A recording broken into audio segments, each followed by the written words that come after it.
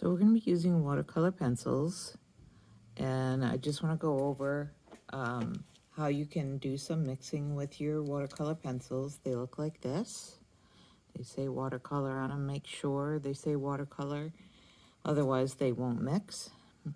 You're also going to be sharpening them with a hand sharpener.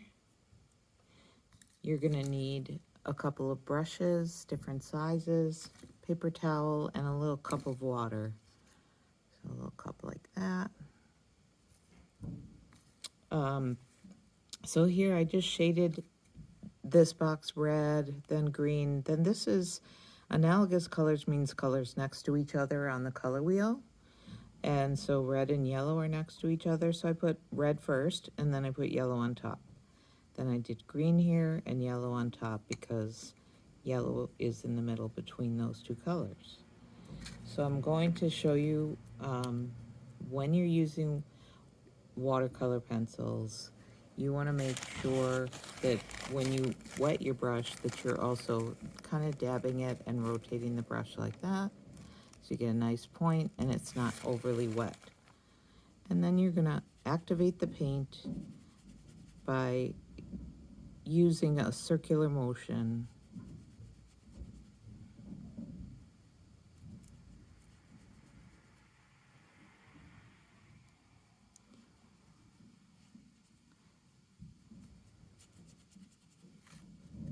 And then I'm going to rinse my brush between colors, dab it again, rotate that brush.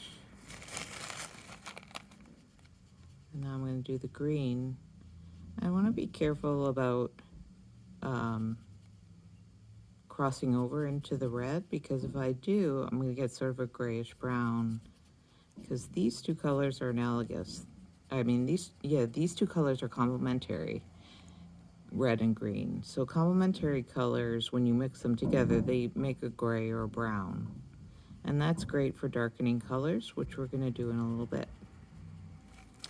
So now I'm going to rinse my brush again and dab it.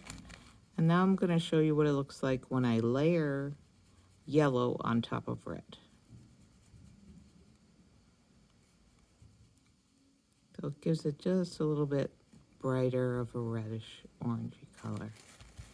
Rinse my brush, dab it, and now this is green with yellow overlaid.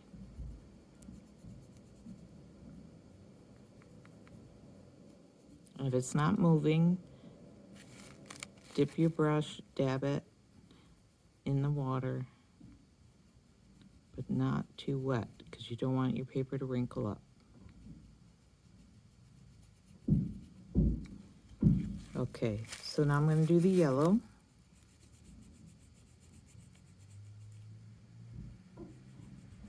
And with yellow, you want to be careful about having too much pencil near it, because it will make sort of a greenish yellow instead of bright yellow. So that's what you can do with colors that are next to each other on the color wheel. And for the city that we're doing, I'm going to show you using complementary colors or colors that are across from each other on the color wheel, what happens when you mix them together. So here's your color wheel, and we're working with red and green. So in this one, it's just red. This is green. This is red, then green, then red, like a sandwich. So I shaded it with red, then I shaded it with green, and then I shaded it with red again, because I want a darker red. I don't want a darker green. For darker green, I'm doing green, then a layer of red, and then another layer of green. So I'm going to show you what that looks like. We're going to quickly do this. Be careful not to go into your green or it will bleed, and you will end up with a darker shade of red or green in the middle. Rinse your brush, dab it off. Next color. And the more of the green pencil that you put down, the darker it's going to be, or the brighter the color will be. Okay, and then this one is the red and the green combined, and you'll see that that's a little bit darker than the first red. It's going to be sort of a maroon color. And if it's not dark enough, you can put more green on top, but you really need to wait till it's dry. You can use the hairdryer. Okay, so now I'm going to do the green, and you'll see how layering it or sandwiching it with the red layer between the two green, you're getting a much darker sort of military green.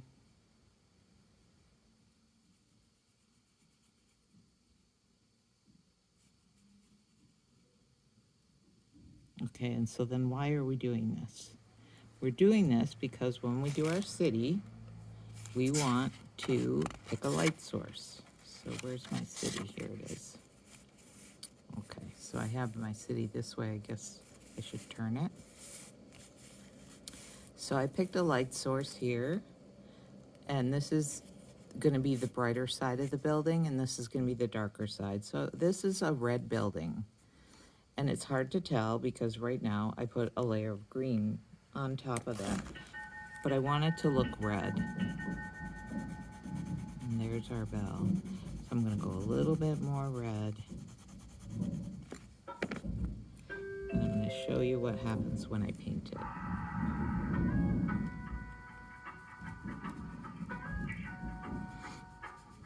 So this one has yellow added to it, our analogous color.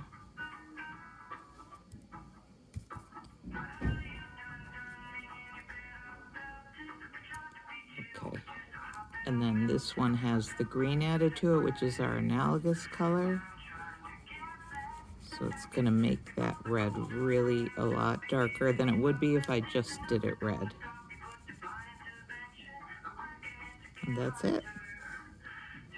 So on this building, this will be the lighter one, this will be the darker one, and this will be the darker one. Activate the yellow paint in the first block here. And then show you what happens when we use the complement to yellow, which is violet, because it's across from each other on the color wheel. So we have yellow and violet. It's always going to be a primary and a secondary when they're complements. So I layered this yellow, violet, yellow. So the violet or the purple is sandwiched in the middle.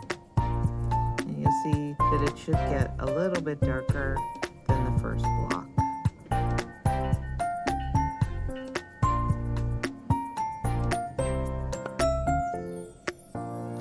Kind of gets a yellow ochre color or a brownish yellow color.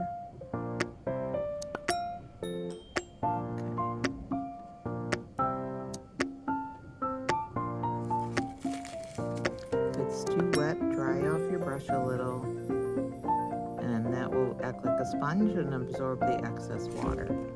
Now this is orange, so I did yellow, then orange, then I did black, and then orange again. So we're going to see what happens with this one. Okay, this is not too bad using black to darken it.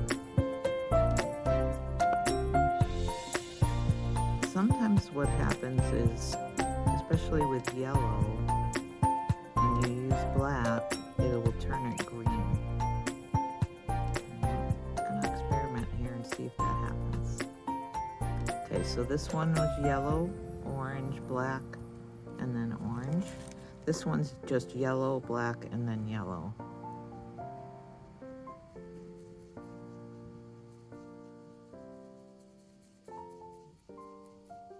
And you can see a huge difference between this darkened yellow color and the first one where I used the complement. This is a much softer, more brownish looking, darker yellow. This one is definitely looking a little green. So that's why we don't use black to darken a color, because it kind of goes a little bit green and we don't really want that.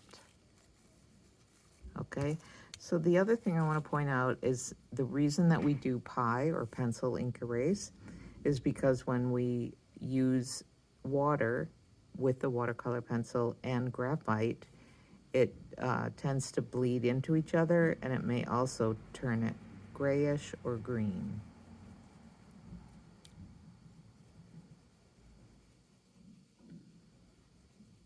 So you can kind of see a little bit of the graphite coming off into the color